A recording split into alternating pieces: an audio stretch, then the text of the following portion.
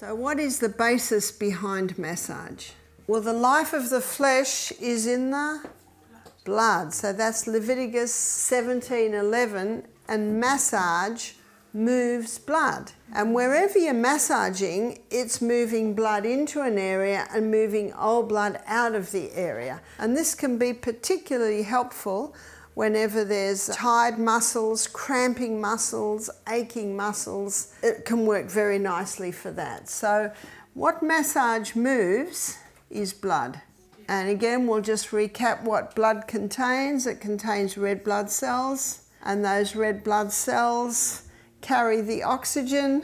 The red blood cells carry the nutrients. The red blood cells also carry water. No wonder it's called the life of the flesh. And carries away waste.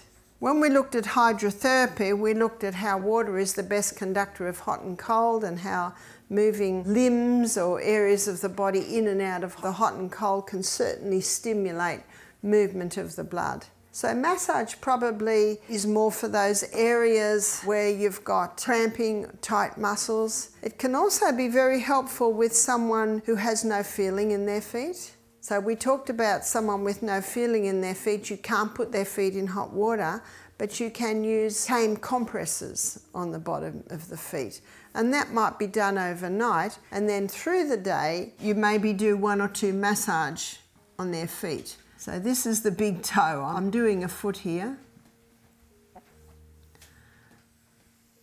So here's the foot, there's the ball of the foot, and then we've got the heel.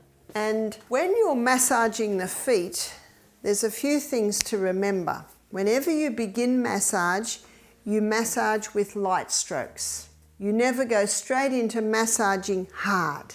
You've got to get the body that you're touching used to your touch. So you start and you might just do gentle strokes, gentle strokes. Now it's quite possible that the person's ticklish and they won't like that. So what do you do if someone's ticklish and they do not like that gentle stroke? I personally am ticklish, so that doesn't fit well with me. But what you can do is you squeeze. So you just squeeze the sides of the feet like that. So what you're doing is you're getting that feet comfortable with your touch. And having your fist like this is a good one, moving the fist like that, and you move it down like that. That can be very, very nice, and that will not stimulate the tickle foot. And your 2 thumbs, you can go in hard like this, hard like this. They're called thumb circles, thumb circles, thumb circles, round and round. What you will find is the person with the ticklish feet, they're usually okay on the top of the foot. And so the other thing you can do is you can start with your hand. Say this is knee, that's knee, and then you've got calf muscle coming down like that.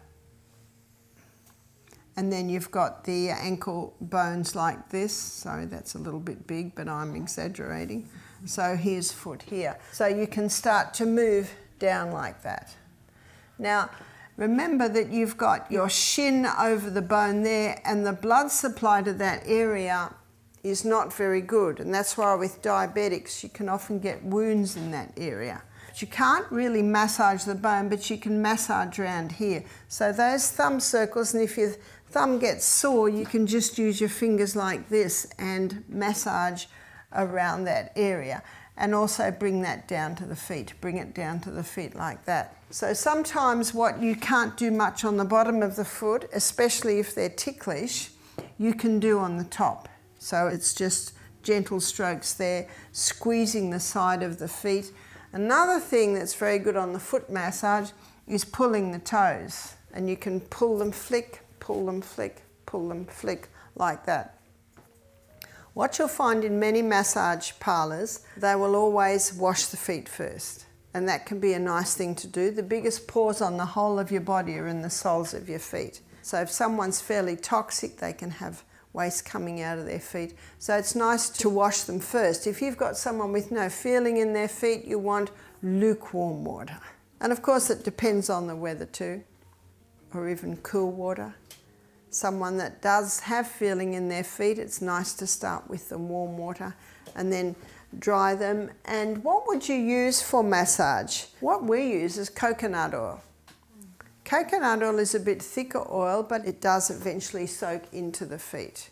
The reason I'm mentioning the feet is I was attending a health retreat in Queensland, and every afternoon they massage all the guests' feet. So they have, even the maintenance comes and does a bit, the laundry lady comes, so everyone has a foot massage and they love it. So again, starting squeezing of the feet and your knuckle going down, but also thumbs going round, fingers going round, and you just constantly keeping a rhythm. Rhythm is very important when you massage. Nothing jerky, pulling. Now you do pull the toes, but even then you pull with a rhythm. You pull with a rhythm. So remember, with massage, rhythm is very important. Also, I'm going to say preparation, because that's when you first touch them. If you wash their feet first, that's really a preparation, because you're already touching their feet in the drying of the feet. So the rhythm's very important, nothing jerky, because that sort of goes against the rhythm of the body. A reflex for a woman's reproductive organs is from her heel up her calf. So often you'll find women can be a little tender there, and that's a nice place to massage. And with that, you'd pull it up like this. So how long would you do a foot massage for? Usually there's only a necessity to do it for 20 minutes, and after 20 minutes you might start wondering what to do next.